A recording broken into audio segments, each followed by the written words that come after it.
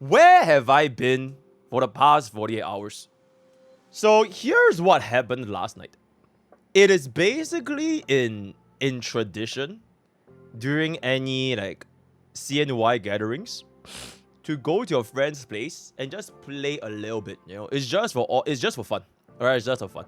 Just in the spirit of what, right? In the spirit of like luck and festivity, because Asians love money, right? Everything is about money.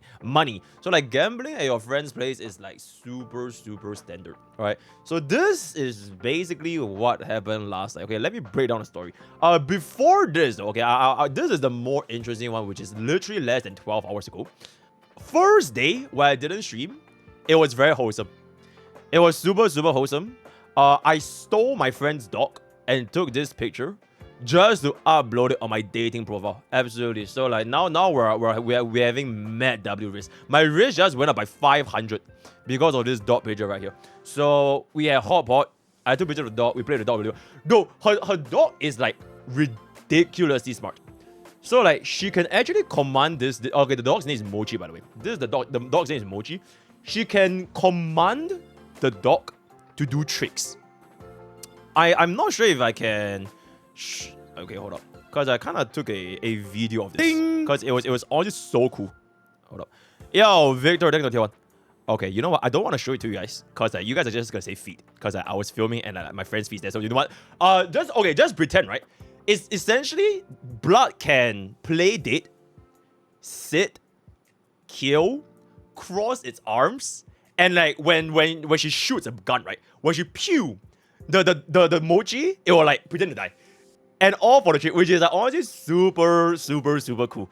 So this dog is a very smart dog. It's aside from that, we just catch up with life. They're basically my uni friends. We've known everybody for the past like 5 years. Two of them, or rather one of them, is gonna be the person that I'm going to Japan with, and this other girl is gonna come join us. So it's gonna be like the three of us. We're gonna be going to Japan. Unfortunately, the other girl can't make it, but that was our first night. Very wholesome, very nice. Last night, okay, ignore this. Last night is when things got a little bit dark. Does Mochi understand zero cycle MOC now? Absolutely. If Mochi was my dog, the first thing he's gonna do is speed to his power to 175 speed, right? Okay, anyways, last night. So last night was my gathering with my secondary school friends. So for all you Americans, secondary school is pretty much, I believe it's secondary one is 13 to 16. So between the age of 13 to 16 is your secondary school. All right. So I have known these people for essentially quite literally 10 years. Because I'm 27 this year, right? I know them since I was like 15. So I've quite literally known them for 10 years. 10 years of my life. Every single year we will meet up. Every single year we will have like CNY gatherings without fail. It is like pretty much one of, if not my closest friend group. So yesterday, as per tradition, we met up again. We had fun, we drank, and we played a little gamble. But it started off quite normally, right? It started off with just like normal blackjack, normal baccarat. Okay, they call it banlak in Singapore, which is like it's not really casino blackjack. It's like a blackjack with like different terminology. Just Google banlak, right? It's basically blackjack. So we played very neutrally, right? So there was 8 of us, all right? 8 of us. So how it goes was each person, you'll be the banker for 5 rounds. And every single time it moved on to the next banker, the bet size increased by $1. So the first guy, the bets, like everybody had the same amount of bet. It was $1. For 5 rounds, $1. Second guy, $2. Third guy, $3, so on and so forth, all the way up until the last guy is gonna be $8. Now, initially, we wanted to be a little bit crazy and just keep going until like infinite, until like we're broke. But eventually, it's like, oh, yo, guys, just chill. So we did the other way, which is the opposite. So the moment we reached 8, we just turned around. So from 8, it went to 1, then 1, 2, 3, 4, all the way back to 8 again, right? So this was honestly very chill, and your boy was up quite a bit. Your boy was actually the biggest winner, which is kind of diabolical. If I can kind of just show this real quick. So this is like your boy's winnings. Yeah, okay, so basically I won $119 after playing all that for I think like 2-ish hours. There was like, so I was like the biggest winner. I was the biggest winner, but wait, hold up. But after this round ended, right?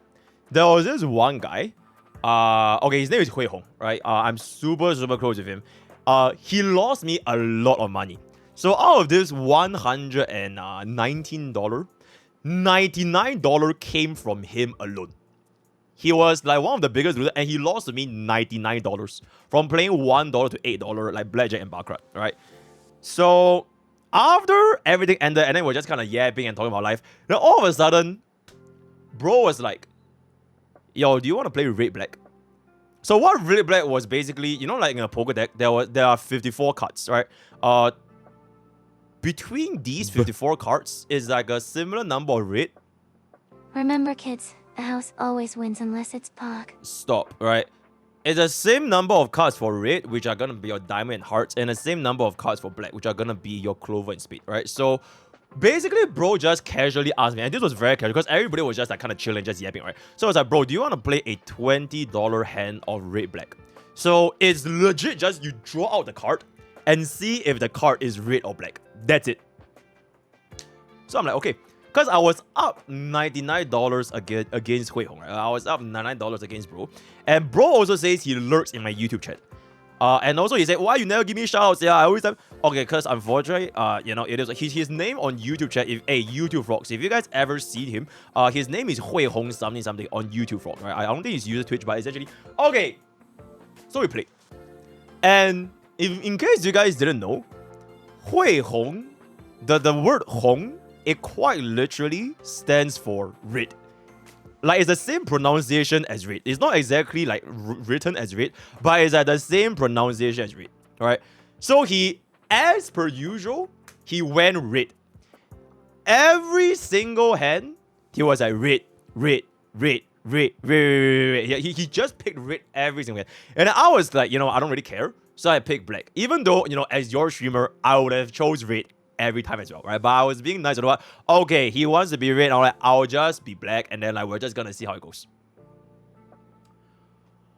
For 9 times straight, it wasn't reflected here, but for 9 times straight, it was red. For 9 cards consecutively. And every single time I lost, you can see the amount got bigger and bigger and bigger and bigger. So this was at one point, this was up at a single hand of red black was 321 Singapore dollars. I think this was the 7th. No, this was the 8th. This was the 8th. The 8th hand. And then he won that. So I actually started to run out of money in my Payla. I had to top up 1,000. I had to use my emergency funds to win it back. And then we played again. The 9th hand, this hand was literally $666. And he won again! For 9 hands straight, it showed nothing but red. So at this point, it was no longer a game anymore. At this point, the entire room, they were all like going crazy. Like, oh my fucking god, what the fuck is going on? Wow, we were screaming, bro. It was so fucking mad. It was legitimately crazy. So by the 10th hand, at this point, the boy was down $1,313. By the 10th hand, I betted $1,212. So if I lost that hand, I would have quite literally lost $2,500 playing red black from what started off as a $20 hand. Thank fuck! By the final hand, it finally showed black. Then I got my fucking winnings back. So in the end, he still won me $100, right? Because I mean, he played with me consecutively all the way, where he could have chose to walk out, right? And honestly, this was he was a damn good brother to me. Because if he wanted to walk out, I wouldn't put it against him. Because he won it fair and square. It was legit just consecutively non-stop red all the way. And then I'm like, okay, you know what? If you want to walk out, fine, fuck it. I wouldn't hate you, but I'll fucking hate my life, bro. Like, what are the odds of it rolling red 9 times straight, bro? That was insane. So thankfully, he's chill. He's just a chill guy. He was down. I got the black card. I got back basically almost everything, and then he won $100. So he went from minus 99 to positive 100. And that was how I ended off my last night's worth of the degenerate. And keep in mind, this entire time we were doing this, I was like, everybody, or at least me, we drank like a shit ton of wine. I think between like the 8 of us, we drank like 3.5 bottles of wine and like gin and like I don't know what fuck shit we're drinking. So like it was so fun, dude. It was honestly so fun. Not gambling though. No. Okay, wait, gambling is not fun. Gambling is not fun. Okay, but like the experience I had last night, it was like super fun. And I'm so glad that I actually got a touch grass. And yeah, that was basically how I spent my weekend, or rather Saturday and Friday this CNY. Moral of the story? I genuinely cannot believe this shit. Moral of the story, just algorithm. There's no theatre. Moral of the story: do not gamble. All right. That was a wrong statement. Moral of the story: do not gamble. Things can go crazy very fast. And this was like between a friends game. So imagine if you try to do this shit in the casino. Holy shit, you are cooked, buddy. All right.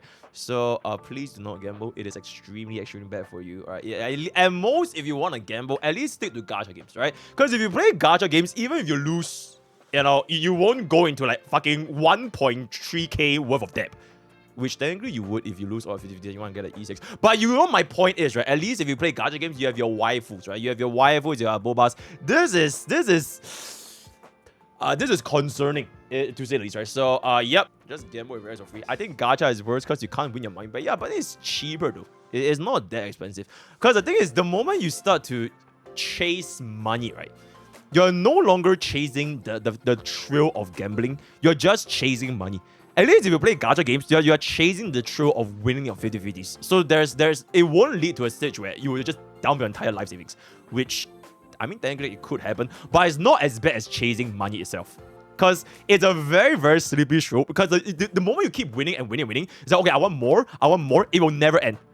At least for gacha, technically there's like a limit, right? For example, if you plan to put easy S1, like you stop easy S1. Even if you lose to DD, like you get easy S1, you're done. And at the most, like E6 S5. Unless you're the guy that put for like 100 aircraft Lycons or like E100 aircraft or whatever, right? But like the moment you start chasing money, it's like there will be no limit. It will never stop because you think you can get it again and again. And the same is also true for your losses. Because if you lose, you can keep losing again and again. There's no such thing as soft pity or hard pity in actual gambling, right? So please keep that in mind. You have cooled your last cool, my man.